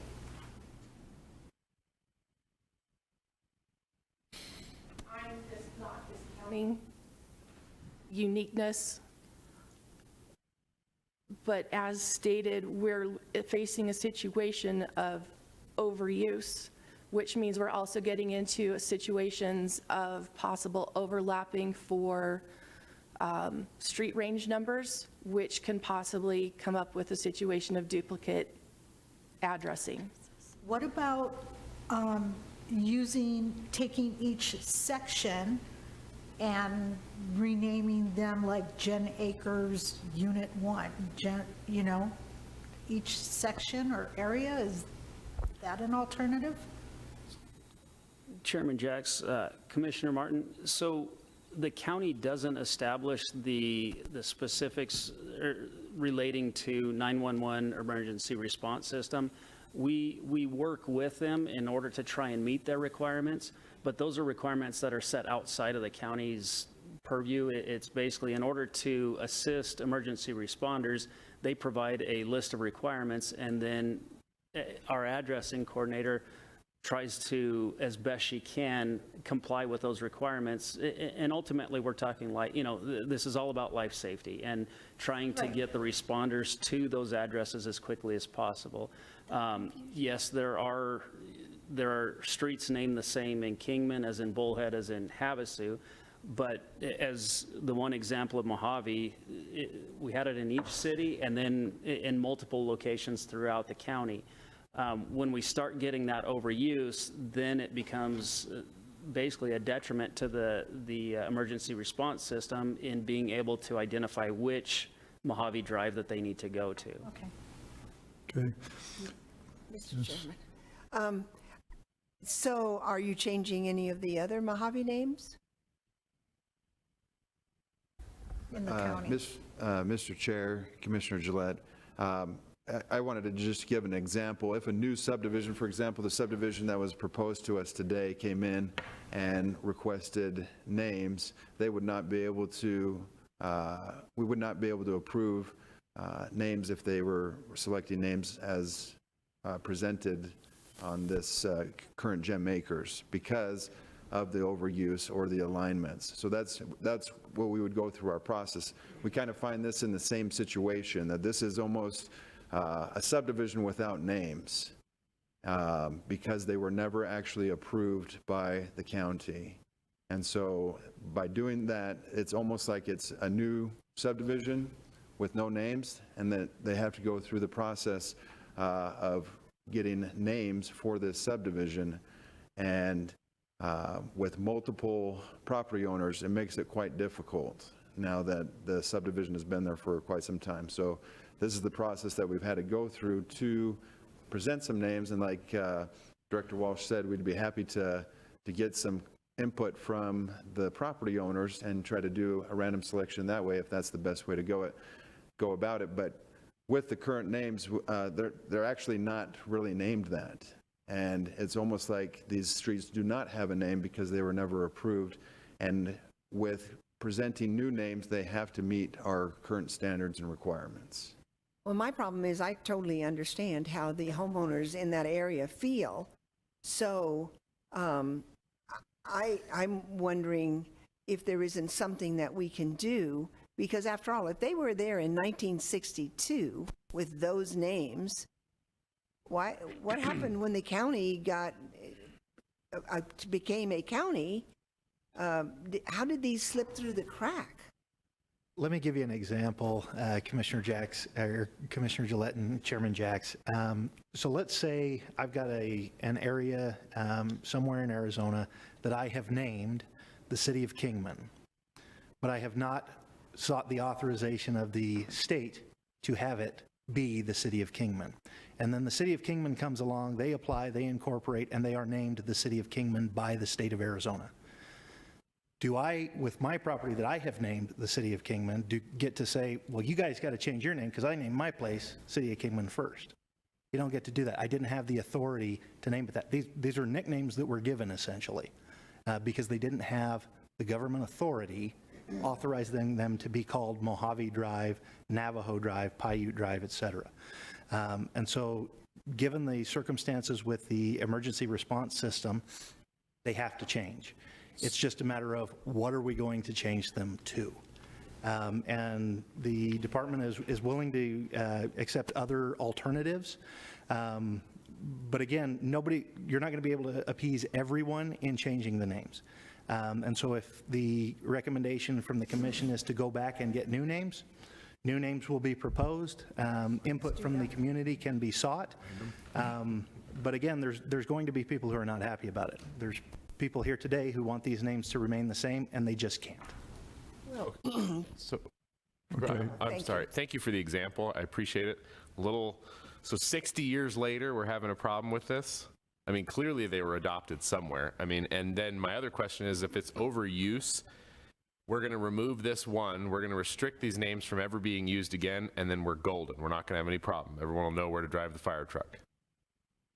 Right? I mean, like, you realize how odd this sounds, to me anyways. Maybe I'm not misunderstanding this, and maybe we do need to move it to April in an effort to conserve everyone's time, but 60 years later, we're going to remove this block of names, and everything's going to be perfect going forward. Chairman Jacks, Commissioner Hassett. Unfortunately, we're facing a situation where it was discovered by staff at some point in the past, 60 years. and they accepted the road names that they were able to, that did not have conflict. Those three, Kickapoo, Indio, and Mandan. And unfortunately, the situation was discovered in the past. The best idea that we have at this point in time, since none of that staff is no longer around, is that development was not seen in the area to justify pursuing, essentially naming the roads at that time. Because we are starting to see new development in that area, to assign appropriate emergency response addresses, we have to now resolve the situation. Essentially, the can has been kicked down the road, and it's time to deal with the can. Perfect. That's exactly what I was looking for. Thank you. Okay, thank you. Ms. Epner? Yes, Quickly. Emma Viola Hefner from Lake Havasu City, Arizona, 3730 Enduro Drive. And in regards to the names in there, I would think that there would be consideration to where these names have been grandfathered in. I mean, my name is Emma Viola Hefner. I'm 80 years old. And I mean, is somebody gonna come up and tell me your name is not Emma Viola Hefner 80 years later? What do I do? Okay? And in regards to emergencies, 9/11 or so, I had the opportunity to talk to a gentleman at the Yucca fire station this morning, and I showed him the document that I had received in regards to the name changes, and his answer was that it would be more difficult to relearn names because he's already been there and he knows the names of all the cities in the area, in the surrounding area. So I would think that you could take that into consideration also. Okay, thank you for your comments. Thank you so much for hearing me out. Yes. I'm sorry? I say thank you very much for your comments. I think what I'm going to recommend to the board that this get moved to the continue to the April meeting and take all these comments into consideration and bring it back after more research has been done and an opportunity to talk to applicants like yourselves that live out there and have been used to those street names. Thank you. Everybody okay with that? Thank you. I'll make a motion. We continue this to the April. Okay, got a motion by Commissioner Barlow, second by Commissioner Gillette. All those in favor, say aye. Aye. Aye. Opposed? Nay. Okay. Motion carries. Moving on to item number 12 by Scott Holtry.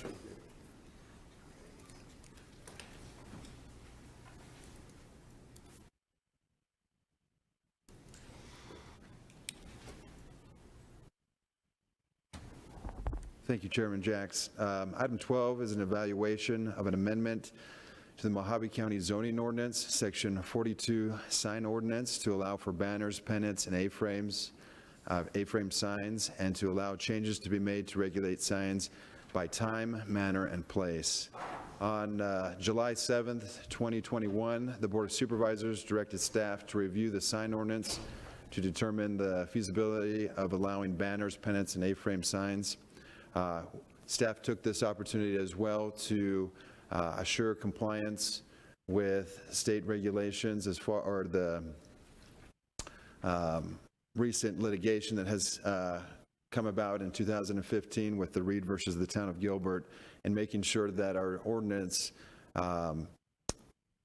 regulates according to time, manner, and place. Staff looked at this in 2018, December of 2018. We had amended our sign ordinance to, in efforts to regulate in time, manner, and place. With this opportunity to add the A-frame signs and banners and pennants, we looked at it again and found additional areas that we needed to improve our ordinance to regulate according to time, manner, and place. Just to highlight a few of the changes, and I'll be happy to answer questions afterwards as well, is we are looking to first add what the Board of Supervisors had requested as far as adding the temporary signage for, especially for businesses. We added it under our exempt signs, allowing for each business to be allowed 24 square feet of signage, whether it is a banner, pennant, A-frame sign. They are allowed that 24 square feet of signage that they can place as a temporary sign on their property. One regulation that we're requiring is that the sign will not be placed in a public right-of-way or in required parking areas, and should not be placed in a manner that will obscure sight distance for traffic. Also, if you encounter like a strip mall with multiple businesses, they would be allowed one 6 square foot sign per business, or 24 square feet, whatever is greater. So that's hopefully going to be able to accommodate what the Board of Supervisors is looking for as far as allowing these types of signs. When we did our research, we looked at other jurisdictions in the area, Havasu, Kingman, and we noted what they allow for, and the direction from our Board of Supervisors was that we didn't want to be any stricter than what they had, so this fits that requirement. As far as going through the ordinance, we also took the opportunity to kind of clean it up a little bit. There was quite a bit of language in there that was not necessary, as far as a lot of definitions that didn't really refer to anything in the ordinance, so we were removing those. We tried to simplify it a little bit. For example, as far as wall signs are concerned, we kind of had a distance requirement. However far away you were from the right-of-way was how big a sign you can have. We kind of just simplified it and said it's a certain percentage, no matter how far away your building is, just to kind of make it a little simpler. The other thing was going through the entire ordinance and making sure that anything that referred to having to look at what the content of the sign was to determine what kind of sign it was, that was removed, because that's where the town of Gilbert got into trouble, was they were regulating religious signs different than they were regulating just retail signs, and ended up going all the way to the Supreme Court and ended up losing. So we want to make sure that we're in compliance with that we're not regulating any sign based on what the content is, but that we're regulating according to the time, manner, and place that they can place the sign. One of the biggest changes is with that is our off-premise signs. Currently, the that litigation hasn't addressed off-premise signs, but there are jurisdictions that are going into litigation based off of off-premise signs, basically saying that, okay, what's the difference between an off-premise sign and an on-premise sign, and what they're and what it is it's what you're advertising. So you have to actually look at the sign to determine, okay, this is an off-premise sign or an on-premise sign. What we tried to do in our ordinance was kind of eliminate that, and instead of calling it an off-premise sign, which we previously did, was changing it to a billboard.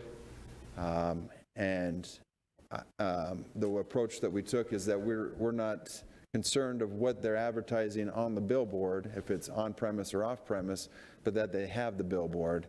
And they would still need to meet the same requirements that we have along the major highways, or where these are allowed. They would have to have the proper zoning and get the special use permit. But then when it comes to what they are advertising, that's not our business. We're staying out of that and regulating the sign just based on when they can have it and where they can have it. With that, I'm open to any questions that you may have.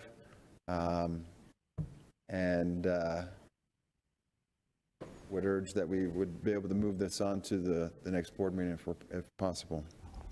Okay, thank you. Any questions, comments by the commissioners? Thank you, Scott. Appreciate that. We'll open up a public hearing. Are there any others wishing to speak on item 12? Hearing or seeing none, close the public hearing. Do commissioners have any questions or comments at this time? I just want to say I think it's a good job that you did. It clarifies a lot of things in it. Yes. Absolutely. Except for the street names. Doesn't the Board of Supervisors have anything better to do than worry about signs? Oh, yeah. Actually, it's Very important. It is. the real estate world. The chair will now call for a motion on item 12. Do I have a motion on item 12? I move we approve it. Second. 12. Commissioner Morris has a motion and Commissioner Gillette with a second. All those in favor say aye. Aye. Opposed? Motion carries. On to item 13, monthly reports will be sent out via email after this meeting. Brings us to item 14, commissioner comments, limited announcements, availability, attendance at conferences, seminars, requests for agenda items for future meetings, and requests for reports from staff. Mr. Chairman. Do I have any comments? Yes. Let me throw something at staff and people on the, up here. 88, 89, 90, when Port Mohave, Mohave Valley, Topak, Bullhead went through all their consolidation as far as city names, city numbers, boundary lines. How many of you were in the area at that time? Okay, make it short and sweet. It took 1 to 2 to 3 years to get all that straightened out. And you want to talk about a pain in the backside, it was it. You really don't want to bring this up again. Yes, everybody's more educated, and that could be the problem. Keep it simple. Smart people. All right, any other comments? Yes, I have one. Yes. I'd like to offer the staff a suggestion.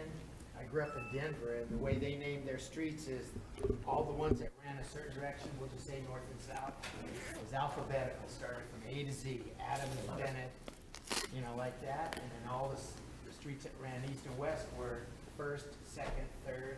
When they went up as high as they wanted to go, then it was First Avenue and all that. So it's a really nice way to be able to intersect the street going by a street name and a number to really, and that is very advantageous to law enforcement and first responders. Just an idea, but I still offer my name up as I think one way, and you know, if you ask your wife which way are we going, north or south, she'll say that way. That's a legal description. Just consider it. Maybe emergency services have to be re-educated to know what city they're going into. Okay, any other comments? Okay, moving on to item 15, call to the public. Do we have anyone wishing to? Favorite. We have no calls to the public.